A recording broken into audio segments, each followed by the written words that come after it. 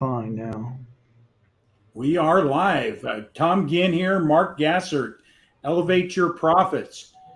Today we're going to have a great guest today, but we'll be right back.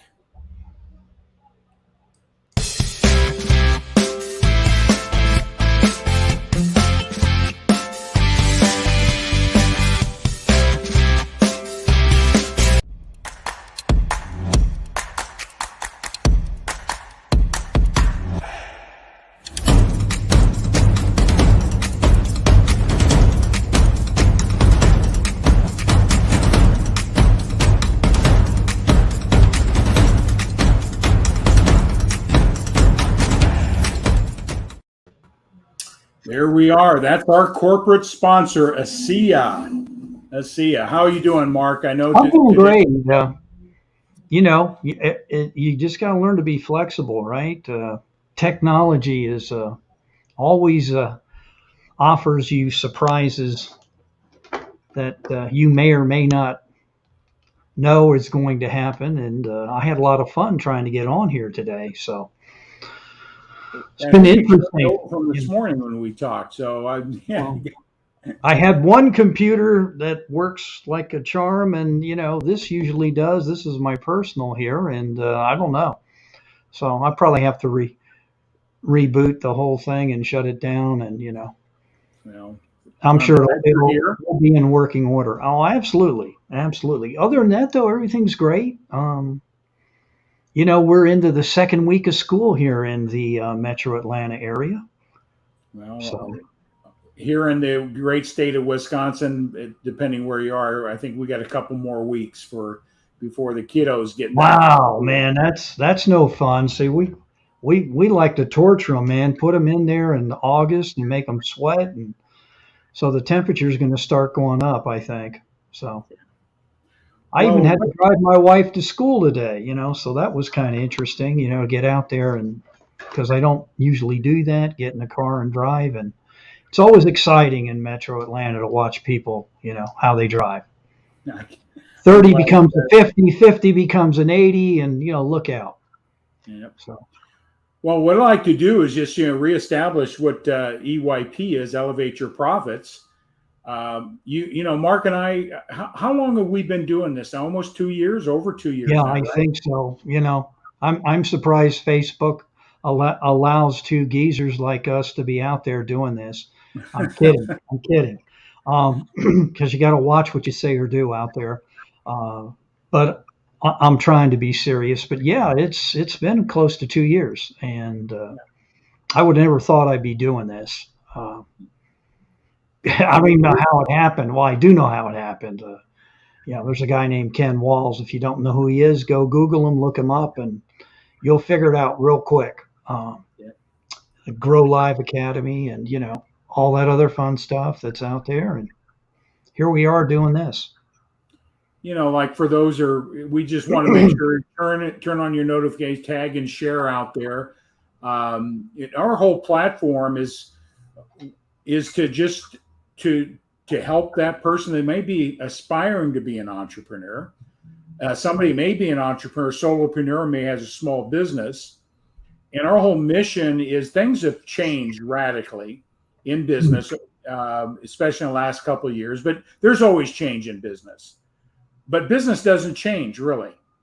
Sometimes you have to deal with the circumstances, but we've interviewed some pretty significant business influencers. And so tonight, we're going to be talking to a gentleman that I've met through a business association here in the local area. And today, I think it's more important to really analyze cost than ever before. A thing called inflation's out there. And without any further ado, I want to introduce our guest tonight, Denis Tan. Denis, and I'll let him tell his story. Just welcome him in. Say, Denis, how are you, buddy? Good. Hi, Tom. Hi, Mark. How's it going? Hey, Denis, what's up? You have a very cool first name because that's my older brother's first name, Denis. So I already like you. So you're already in the driver's seat, man. So Awesome. you can pontificate the finer points of what you do and how you do it. You get kudos for me, man. So Yeah. That's great. Tonight, why don't we just start this out, and then Mark and I will, from time to time, ask questions or make a comment. Well, like right now, we may have some guests coming in. We got Ted's here tonight. Say, Ted, this is somebody you need to know. He's a business person in the Chicagoland area. yeah, So he's also an associate of ours as well. But thanks for jumping on, Ted. Tag and share this out. But back to Dennis. I met this Dennis through some of my other business relationships here in the area.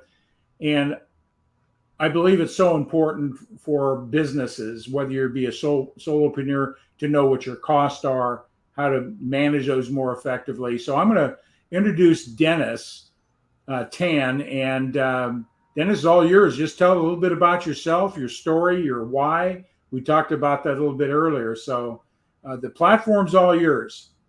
All right, thanks, Tom. Well, I'm Denis Tan with Schooley Mitchell. We're a cost reduction consulting firm here in North America. Actually, the largest cost reduction consulting firm here in North America. And what we take a look at is we help businesses find ways to optimize their bills. Um, and the best part of it is there's no cost for us to come in to do the audit. We come in, we take a look at your bills from telecommunications, garbage bills, credit card fees, small package shipping, fleet fuel, e-signatures. And these are just some of the items that we look at, and we continue to branch out to greater cost categories. And I can't share what those are yet until they're finalized, but we continue to help businesses find ways to optimize their bills to make sure they're not overpaying, and even the services they're getting sometimes it's not optimized. So at the end of the day, we want to make sure that the clients are paying for what they are signed up for, and not overpaying for unnecessary bells and whistles. We want to make sure that they are optimized and getting a fair share of what they need to be paying rather than overpaying a vendor. And and this is important because when we talk about inflation, we keep seeing prices going up, right? And some of these things are not necessarily a, a rate that they put in. Some of these items are sometimes a percentage increase across the board. So even some people have a well negotiated contract and some people don't. And when a vendor push a rate increase, whether it's 15%, 20%, everything goes up. So it's very important for businesses to come in and take a look at their bills. I mean, even though it's a daily necessity, say your garbage bill, for example, or your phone bill, you need your phones, you need someone to pick up trash, and you don't necessarily think about how much you pay because you want it to be working. You wanted someone to pick up your trash. So you don't really think about it. You just say, yep, it's a bill, it's a monthly bill, it's an expense, I'm just going to pay for it. Long and behold, if you just keep doing that for a while, you'll be realizing, why am I paying so much for trash? If you don't watch it, it can skyrocket because I have had clients that I have found savings, 56% savings on trash. It's impressive to see how much savings we can find a client. And we want to make sure that the client ultimately is paying for something that they are signed up for. And in today's world, I mean, some businesses will say, "Oh, I'm good in my cash flow. I'm good. I'm making money. I've got profits. I can pay for it. I don't have time to look at it." Well, actually, you should look at it because whether good times or bad times, you should always find savings. A penny here, a penny there, that makes up $10 after that. And if you can save it now, then you know you're good during the rainy days. If you wait till you're in trouble and you're trying to find ways to save, it may be too late by then. So I always tell people that, what we do is we provide a free service. If we can find you savings, awesome. If we cannot find you savings, which is a very small chance, then we know you're doing a great job at optimizing your bills. So that's what Schooley Mitchell does. Yeah. We talked earlier before you came on, and I always like to find out what people have done in the past and their story, their journey. You've been in business for yourself, so the challenges that businesses have from a personal basis, right? And part of Yes. it is the cost reduction, make sure you get the best values and services. But you've transitioned from one industry to the cost reduction space. And I always like to, have you share a little bit about your um, why you made that transition. So by professional trade, I am a marketing professional, digital marketing. Back in 2000, I came up to University of Wisconsin, Stevens Point from Singapore in the middle of winter in January, and I froze my butt off. Um, and and Welcome. I and I went to school for communications, public relations, and marketing. And after a while, I graduated in 2004. I served the military in Singapore, came back up here, did websites for a little bit, and then I went off to doing more digital marketing for a firm. Um, and from there, it went from digital marketing to e-commerce. I worked for Foot Locker then, um, all the way into my most recent. I was helping a ginseng business doing marketing and operations, farming operations.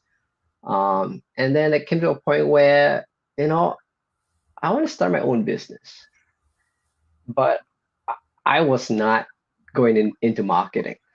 And the reason behind that is because I've worked with so many vendors out there with marketing, and they're all the same. They're all going to tell you you need to be search engine optimized with SEO, keyword search. You need to write blogs with specific keywords somewhere here and there so that the internet will find you. And it goes on and on. Social media posting, YouTube, everything. And the thing is, they'll say that if you spend between $5,000 to $8,000 a year, they'll find you rank better in 6 to 9 months. And you can they'll tell you'll definitely see more sales through that funnel. But that's not necessarily the truth anymore. The competition in digital marketing world has exploded, right? There's so many people out there doing that. Um, it's all about money. If you have the money to bid for keywords, you'll rank well. And if you tell somebody spent $36,000 a year minimum and the results are not there, what do you say? I mean, do you just tell people just keep doing it so that you stay consistent and you stay visible? Uh, or do you try to do something else and tell your client to pay more so that you can rank better? Uh, and it's all about bidding for keywords. The bigger companies would have more money to bid against you, and the smaller guys would just have to shy away from that and just do what they can do. So that's why I didn't do digital marketing anymore. Because with Schooley Mitchell, the business model is if I can find you savings, we share the savings. So we do a free audit for you, and when we present to you a report, a value report after our findings, it's almost guaranteed that, hey, if you come on with us and we do the implementation for you and everything, or when the suggested recommendations is implemented, we'll share the savings. And so it's almost a done deal because that way the client sees that the statement has been reduced. They are saving X amount of dollars, and I'm gonna cut a check out for Denis Tan. So it's not something that they have to pay for something out of their pocket and not realize the benefits of it, or don't realize the benefits of it after a year, right? So that's why we look at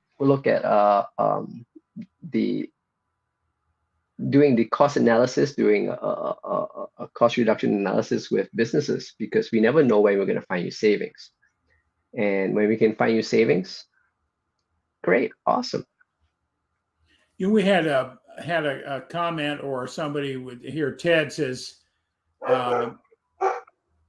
"What size business do companies serve?" You know, because most small businesses, they're good at what they do. They may have a trade, or they may, but they don't have the time or the expertise to contact all their vendors and even know where to start looking, where those possible savings might even reside. So who's the customer that, or client, that you best serve, give them the greatest value out there? Because a bigger a company is, they have a lot of internal people that know how to negotiate contracts generally, I would think, to one degree or another.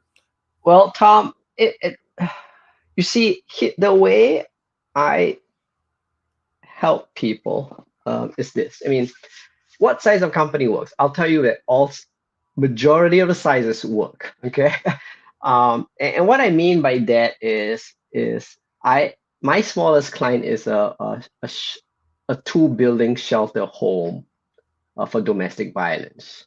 All right, they have because it's 2 separate buildings, they have 2 separate accounts of telecom, and it may be 4 lines altogether. It's a very small company, a small nonprofit organization. But I went in there and told the executive director, I said, I'll sit here. You can call Spectrum. All right. Let's see whether you can get them to reduce your bill.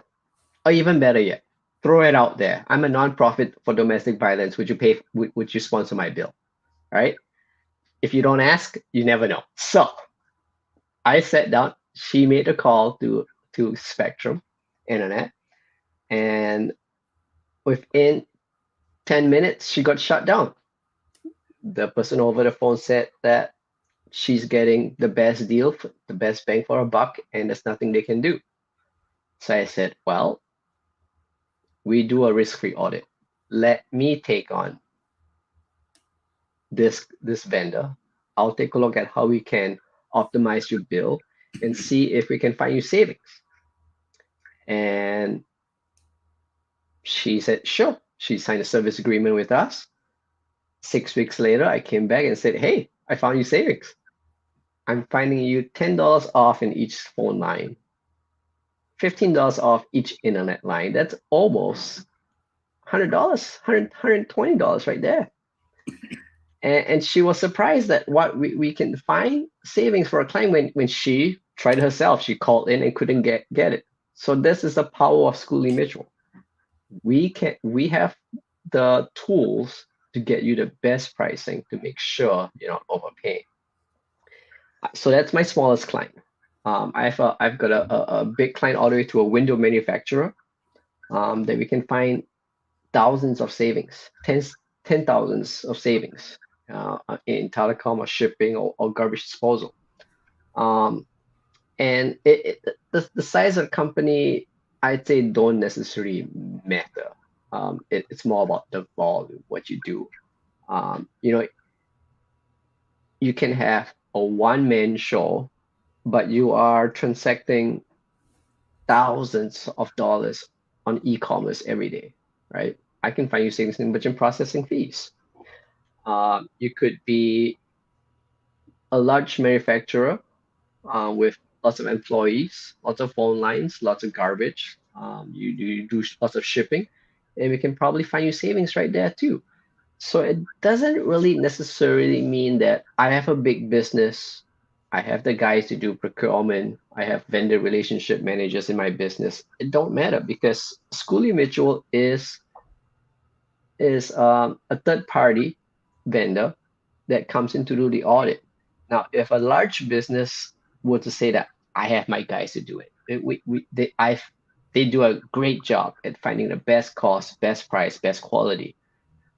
Well, why not have Schooley Mitchell just do a third party audit and see if we can do better? That's if you feel that you have done a great job, well, there's no harm for Schooley Mitchell to come in, because if we don't find you savings, yay, your guys are doing a great job.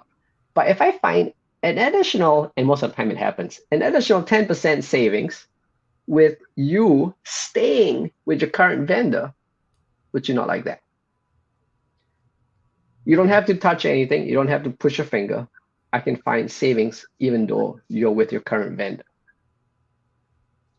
Would you not like that? So companies are always saying, okay, what do we need to do? Yeah, that's great. I think if it's just a risk-free audit, and you think you can find us savings, awesome. I like businesses to prove me wrong. If they say they're optimized and I can't find them savings, okay, they've proven me wrong, right? I'll take that. But if it's the other way around and I can find you savings, man, that's a power of Schooley Mitchell. So, Mark, I've got a question. Do you have a question you want to pose at him here? Well, when you go in and Dennis, when you go in to whatever you mentioned, like it could be waste management, it could be a marketing company. Do you have an outline or a template as to the type of questions you ask these people when you first engage with them?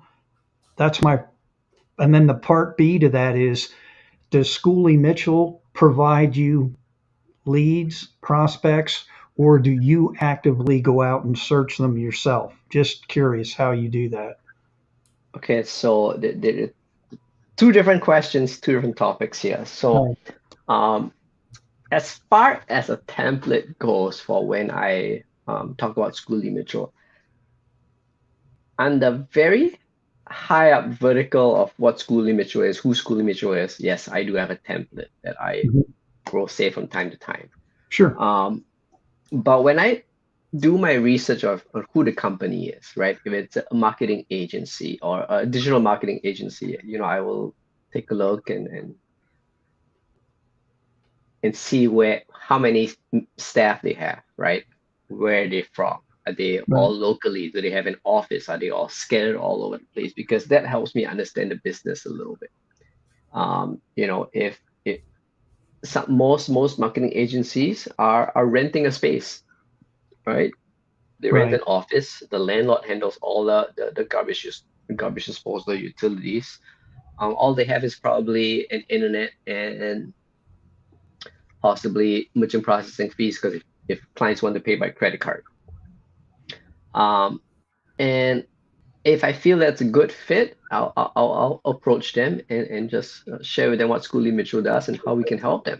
And that's in telecommunications and merchant processing fees. And then I'll go on. Is there any other cost categories that you think we can take a look at, whether it's e-signatures or garbage disposal? Sometimes I could be wrong that a business actually pays for own garbage. You never know. Or vice versa, or I can reverse that around and see how that works. So that's to answer that questions. I do have a generic template for the first two paragraphs or so, but after that, everything else is all customized to fit the customer or the prospective client. To your second question, have you repeat that again so everyone knows what it is? I was like, you prospect. Are you actively prospecting, or does Schooley Mitchell provide you leads, or is it like a balanced blend of both, where they give you suggestions in the industries, but you actually got to go out and find your clientele? How do you secure prospects, customers, opportunities, day in and day out? What's your process on that? So I've tried everything, right? From email to cold call to Right. frozen calls, um, telemarketing.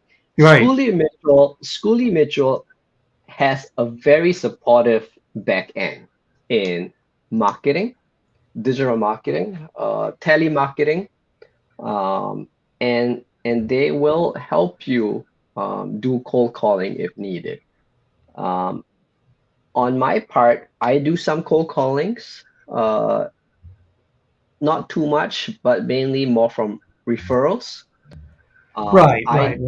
Right. I generally network a lot in the area with the chambers and from current clients, and just get my word out. Generally, this is what happens when I make a frozen call and I call somebody, introduce myself. A lot of things happens here. One is my accent throws everything off, so people like, okay, some random guy calling me. Two, they'll be like, you can save me money. Wait a minute, you must be a scammer. Yeah, you haven't asked my social security number yet, but if you can save me money, something's not right. So they just hang up. Right. They're not interested. But if I know who my contact is to lead me into that prospect, I'll have that contact write an email for me, introduce me to that person, and I'll share that person what I do. And on top of that, I'll generally send in with my attached testimonials with local businesses in the area to say, Sure. hey, yeah, Dennis Tan is legit. He has helped me save, whatever the amount is, if it's a large amount or it's 30%, 50% savings type of thing in each area, so that people know that I am I am somebody, not some person from virtually somewhere that's sending them information. So we want to make sure here in Wisconsin, people are still doing business face to face. We're very conservative, and we want to make sure that whoever we do business with is legit. And That's great. that's still business is still face to face transaction here, and I think that's very important. I think what you just said there is there's every business is a business has to do the same things. I don't care what you are, you have to Right. make some sort of connection. Today so many people think the text and the email is going to be Right. breaking down the walls. It doesn't break anything. It all starts right here. And I like hearing that from other business people, because a lot of people go into business thinking, well, gee, I just get a website. I got a shingle on outside of my business, um, and they will just walk through my door. But it still takes what? No matter what it is, you got to pick up, right, Mark? Well, yeah, Pick I up the phone. commend you on the networking that you're doing.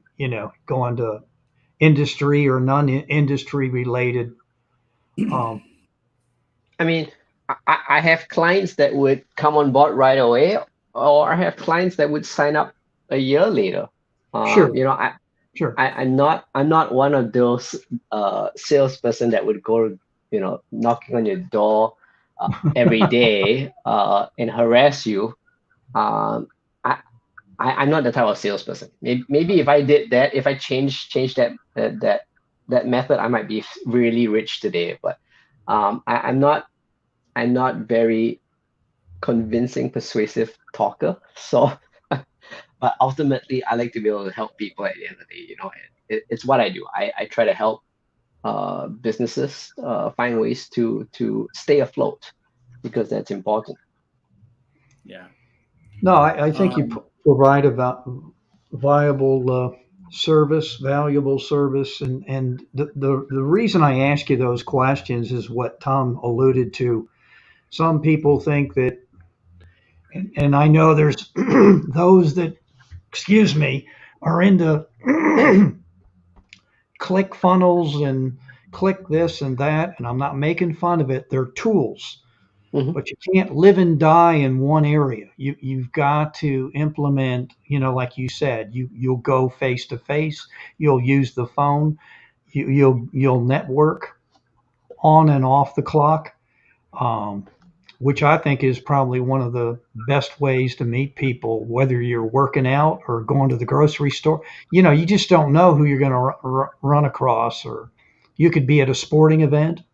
Um, you don't have to be like crazy about it, but yeah, I think what you're doing is tremendous.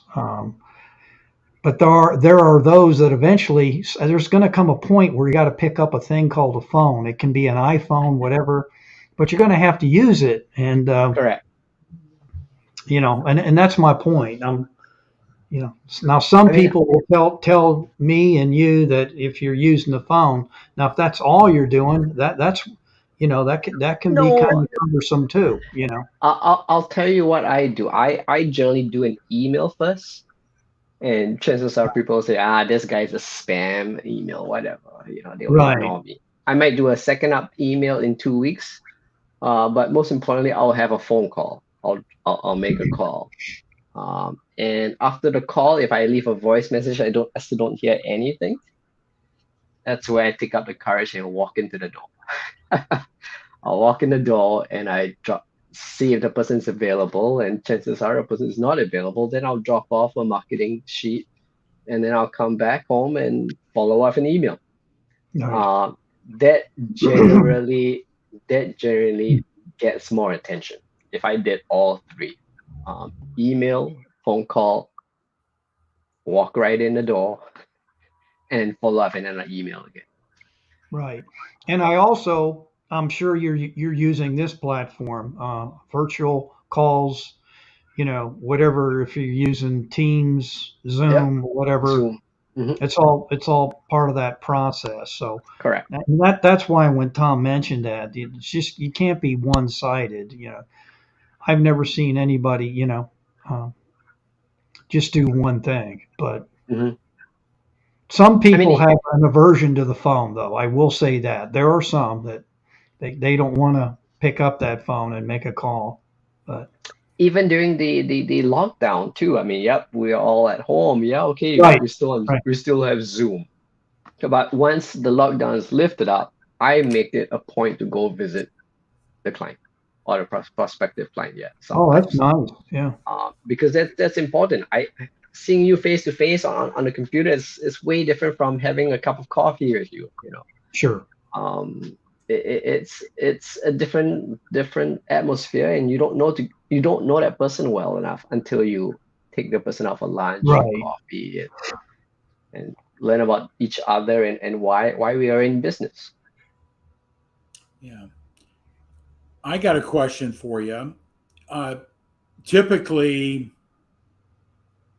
when I understand that you have all the resources and support to really break this down. You're not doing all the analysis. You got a corporate support.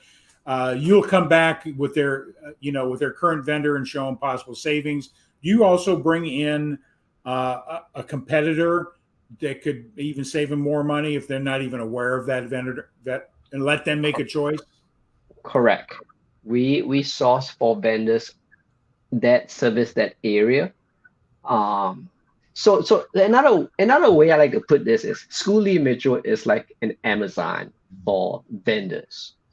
Okay, we've got a large portfolio of products in there, sellers, vendors, whatever you want to call it, that gives you the best pricing, best product, and everyone's going to tell you they're the best, right? But Schooley Mitchell Right.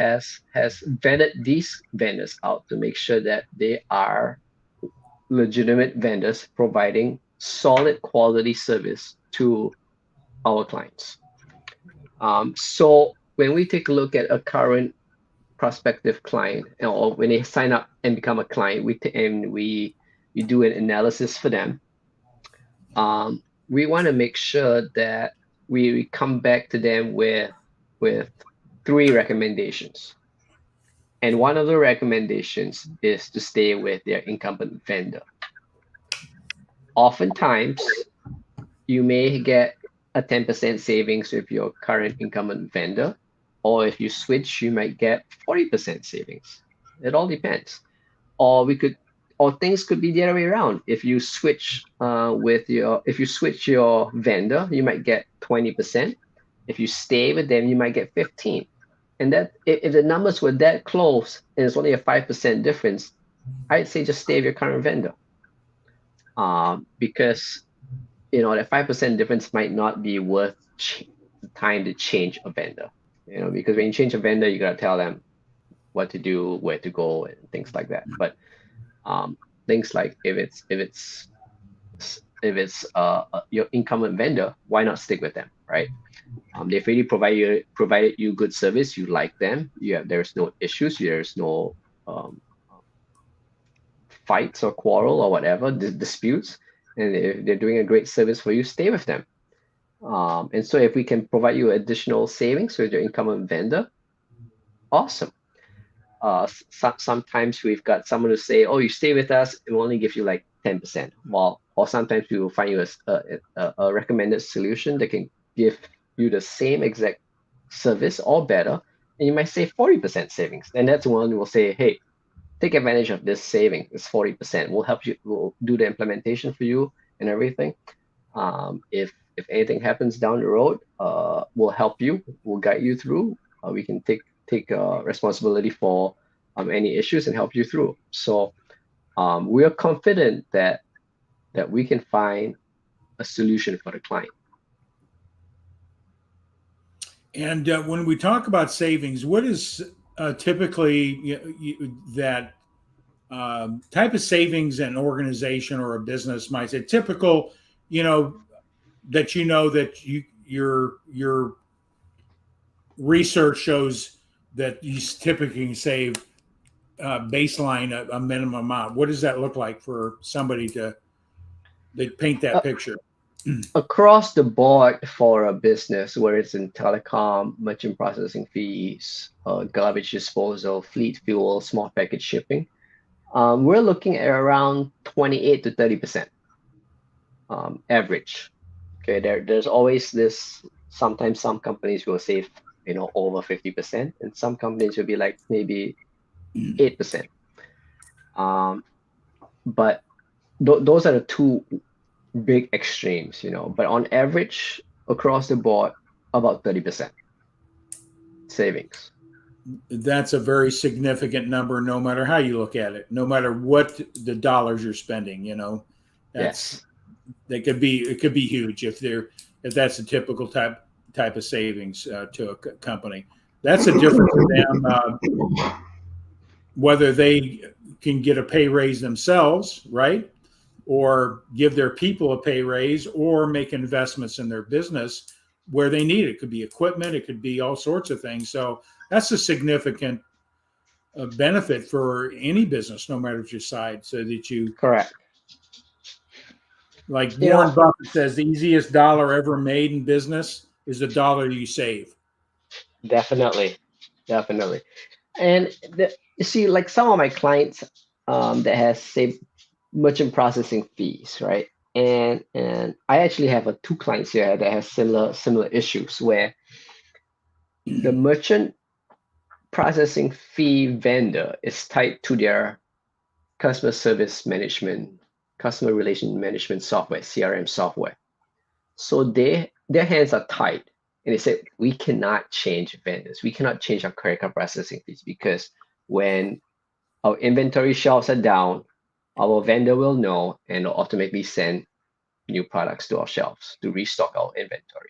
So we have one CRM system that is tied to everything, and there's nothing that we can do. And we've gotten emails before saying that we've got the best rate. We cannot change our credit card fees. We cannot do this. We cannot do that. And I'm like, well, let's give it a try. So we found three recommendations. We did three recommendations for the client. And if the client were to switch out of their current vendor, of course, they'll break the cadence, they'll break the system, but how much savings would you actually get? And if we take a look at a $3 million company, we can find them $60,000 savings in credit card fees. Okay. But when we take a look at that and say, okay, can we find somebody? Can we pay someone 60,000 to do the manual entry? Well, in this labor market, it's a little bit challenging. So, okay, so that's not the best option for the client.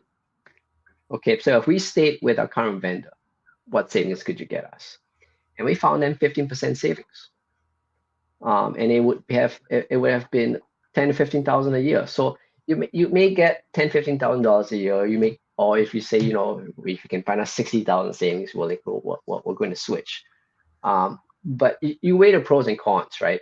You can save 60,000 and find a new person, and struggle to find a new person, or you can save or stay with where we're at, current incumbent vendor, and save additional 10 to 15,000 a year, right? So and stay with their automated services with their credit card merchant processor and the CRM. So they chose to stay with saving 15,000 a year and staying where they're at. So, but ultimately, we still found in savings, even though they said, "Are you sure you can find us savings? Because this is our agreement with the vendor. This is our agreement, and there's no way you can find us savings. There's no way."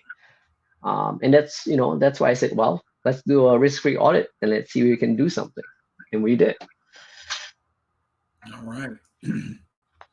So, how far do you, when we were first talking before you came on, you're based here in Wisconsin, middle part of the state. So people won't know where Wausau is, but in the middle part of the state. But, if somebody's listening today, can you do business in West Coast, East Coast, any place, or are you just restricted to do business in your geographic area? Under your, I know you got a franchise. You're a franchisee. I can, yep. I can do, as a franchisee, we are not restricted to a location. We can do business everywhere, even in Canada. We can do business all over North America. And my current customer base is in central Wisconsin, from east to west of the state, up north. But if somebody were to reach out to me from California, why not? I will help them out. Someone from New York City want to reach out to me, sure, I will help them out. Because ultimately, with technology today, with Zoom, I can help anyone. I can meet with anyone in the world. It's whoever would like to take a minute or two and just understand, okay, what's this in for me? Is it going to be worth my time? And I'm guarantee you it's going to be worth your time, because we can find new savings. And ultimately, it's more of, who's Denis Tan, right? And why should I do business with you? So my motto of my story is I like to help you. If I can help you, and we found a solution for you, and you're appreciative about what we did for you, that's all that matters. Is that I was able to provide you service, and I can help. I helped. Right. You mentioned something. You can do business anywhere. There, a bigger company's not an issue, but there's probably some businesses that you just have to. There's not enough savings for the work to put into it. There's an ROI for everybody has to do. So where's that cutoff? What are you looking on a smaller business where you could probably save money, but it does cost money to do that? There must be a break even in a type of company you want to talk to first in size. What is that? It's hard to say. I generally have a question for them during my prospective interview, not really interview, but when I first speak with them. But if they were to say that they are spending more than $750 in their phone bills. And phone bills include phones, internet, cell phones. All three categories combined, 750 or more. Or they're transacting more than $20,000 a year in credit card. Or they're paying more than 300 in garbage every month. Those are the clients I'll say, hey, I know I can help you. And that would be that would meet my ROI if I were to find in savings and doing the analysis for them. So it's rare to look at size of the company, but I generally take a look at the company and say, okay, where can I find savings for you? Is it phones, garbage disposal, small package shipping? And I generally go in with two or three items. And generally, if one fails, there's always two more that they will definitely find savings on. So it's always worth for me to meet with the client first and say, okay, where can I find you savings? And I mean, the value that I just threw out may be a pretty high amount for mom and pop shops, but if I take a look at the bill and I say, hey, have you tried doing this? Or, I can take a look at it. That's fine. It might cost me a little bit more on my end to do it. But if the whole idea is if I can provide service to my client, I will do it. Even if it costs me more, even if the ROI is way over the board. The whole idea is I want to be able to provide my clients a service that they appreciate. Yeah. Because at the end of the day, if they find you helpful, they appreciate you taking additional steps, going out of your way to do something for them. Hey, they may have a very big client for me down the road. You never know. Maybe their parents own a huge manufacturing business. Maybe they know somebody who's doing have a huge business. It's all about that quality of communication that you have with the initial prospect, right? You never know who they know. And so it all depends. I mean, really, I can help anyone if they need to. Yeah. The reason I was asking those questions, those that are listening that don't want them to hesitate to reach out to you. That's the main thing. I'm not big enough or I'm too small, whatever the case is. Just based on what you said there would cause me to want to have that conversation because it's about serving versus what's in it for me up front. I mean, we're all in business to make money, right? I mean, bottom line, you can't keep doing things that cause you to lose money, but like you said, that can go a long way. My brother-in-law is the guy you need to talk to, right? Mm-hmm. Definitely. So, and I belong to many service organizations as well. One of them is the Rotary Club. And, it's all about, I like the motto, it's service above self, that you present yourself that way and just find ways to help people out. Yeah.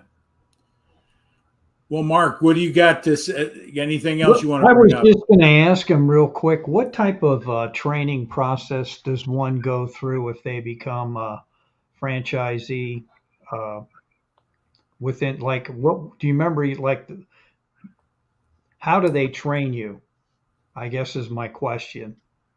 So I got. You don't have to give it to me in detail. Generally, any new franchisee would fly up to Canada, okay, Ontario, Canada. But because I got into this during COVID, everything is all virtual. But we dive into, we learn about the business, we learn about the history of the business, Sure.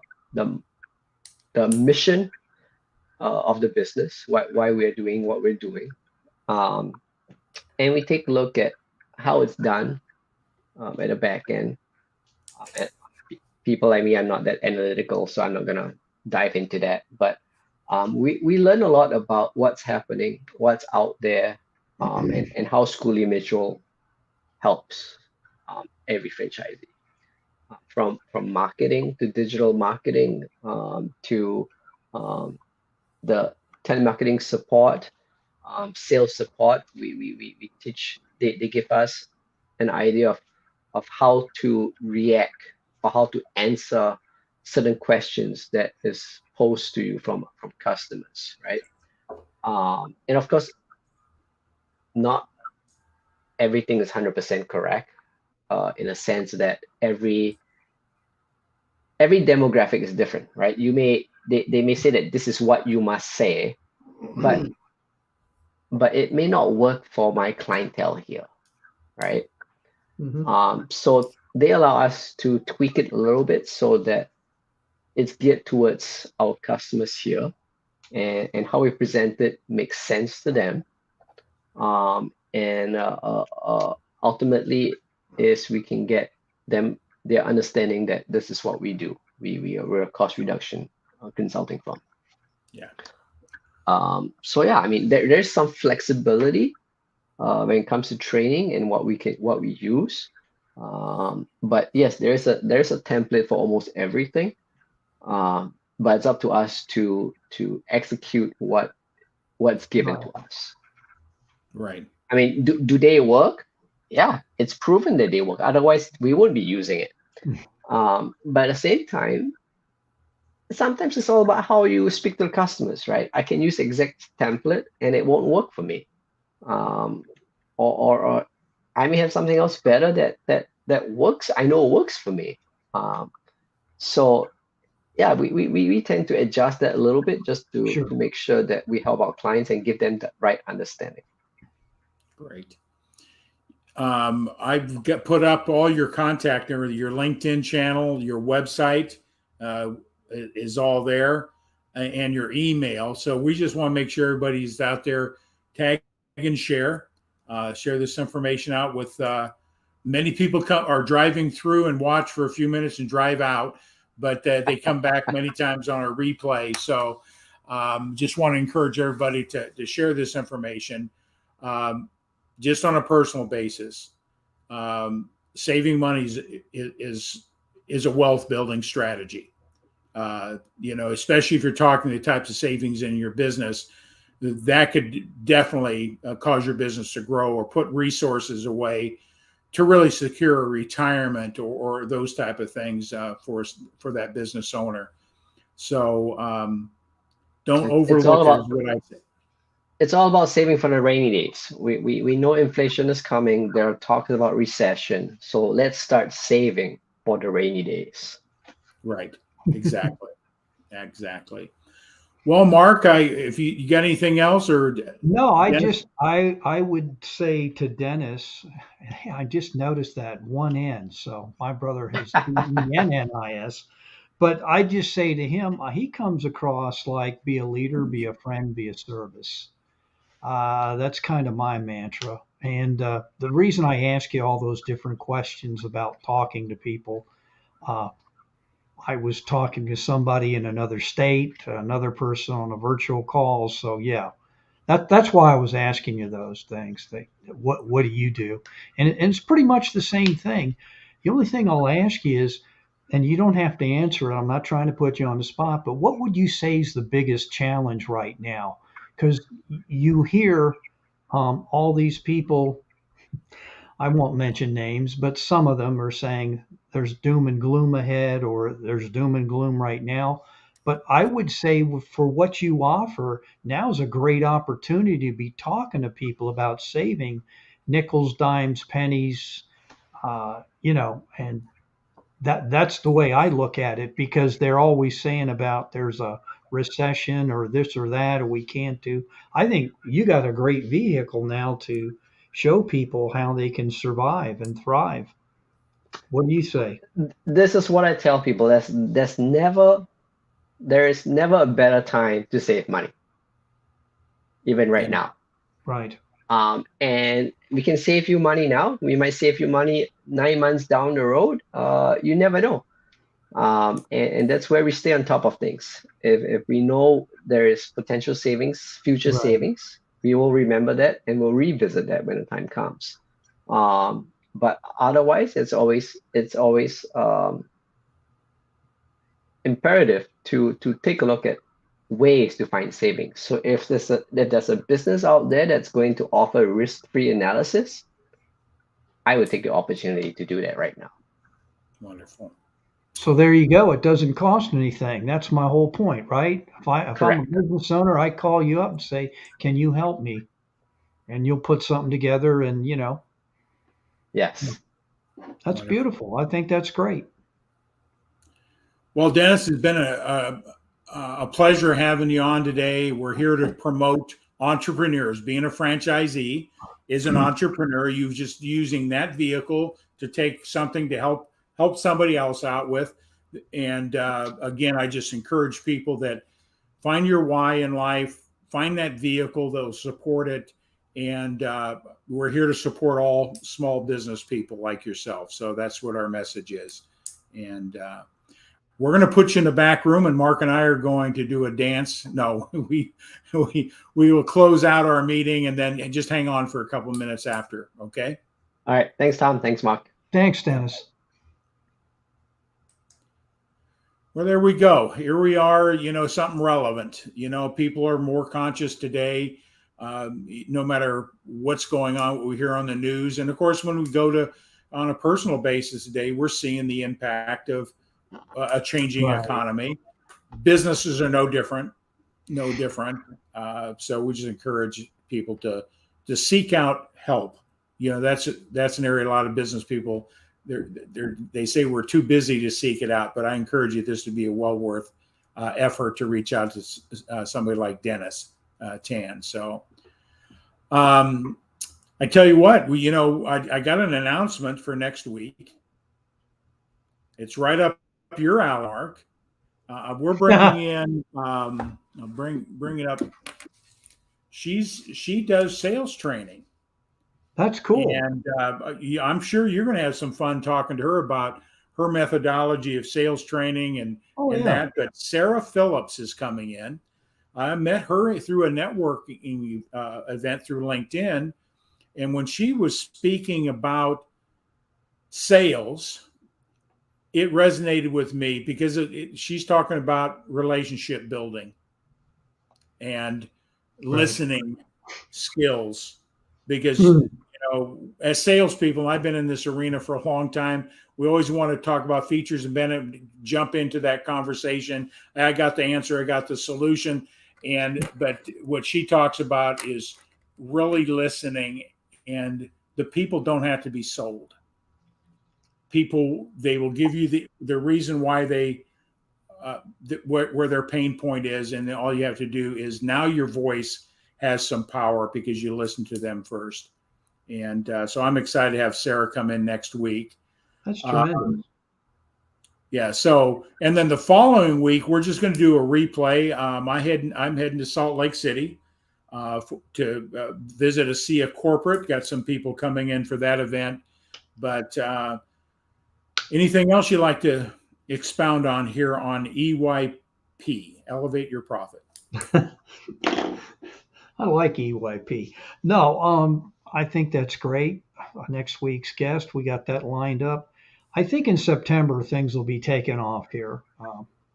So, get more people. And as a matter of fact, we may have people like in the arts coming back. I may have a maestro to talk to us about what he's currently doing, things he's working on. Because there for the longest time, which we kidded about, that live performances were not permitted, but sporting events were out the wazoo with entertainment factor. So go figure that one.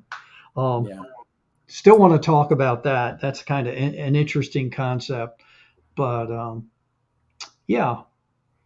And for those of you that are into music, this is the month. I'm trying to remember the exact date. It's coming up. The king himself, Elvis, all those people will be descending upon Memphis. I'm trying to remember the exact date. I think it's 16 or 17 of this month that they will all be going to 1977 was the year. I know that much. Yeah. But they'll be heading to Graceland, and it is amazing that they still talk about him to this day. I mean, I don't think we'll ever see, at least in my lifetime, an entertainer like that. Whether you like the guy or not, I'm just saying the guy was tremendous. I mean, 7 days a week when he was in Vegas. I don't know how you do all that. Uh, but Well, you love what you're doing, and some things become easeful. Not easy, but easeful.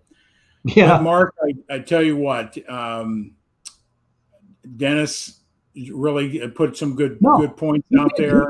did great, and he said about his accent. I don't even pay attention to that. And Dennis, I know you're in the back room. Please don't, because you definitely have a platform of value, and all you got to do with that value is put yourself in front of the people that can say yes, and you're going to hit a home run, man. I mean, you'll win a world championship just like, and yeah, I live in Atlanta, like the Atlanta Braves. So I'm going to ride that one. Will they do it again? We'll see. But, you know, keep swinging for the fences, as I used to say, because you will knock it out of the park. I thought what he talked about was cool, very cool. Well, in closing, anything you'd like to say about our corporate sponsor? ASEA, you need to check it out. I'll be intentional. Yeah, intentions. Why would you want to even look at it? Um, I would highly recommend you do. And hey, man, I'll tell you what, if you want to get involved in this thing and you came back to me and said it's not doing anything to you, man, I'd even be willing to refund your money because and that's a big statement, but the stuff works, and you need to really check it out. Um, whether you do use the gel, the liquid, you know, the stuff works, and that's all I can tell you. I don't want to get into the science of it, but if you're concerned about health and you want to look at other alternatives other than Western medicine with pills, uh, you need to take a look at it. Yeah. It's a good thing, And And they Robert can go Booker, right there for information, oh, amazingmolecules.com. Our contact information is going across the bottom. Don't hesitate to reach out to Mark or I. Uh, there's going to be in a very short period of time, people are going to be seeking out redox signaling molecules once they understand the power of this science. So with that all said, Mark, we'll just say sayonara, and we're good. beautiful. All Robert, right. I love your comments. He wanted to know who had an accent, and then he says, I have a sonata. The accent is too narrow for my comfort. So he's talking in musical terms there. So I get it. All right. We're going to close out, my friend.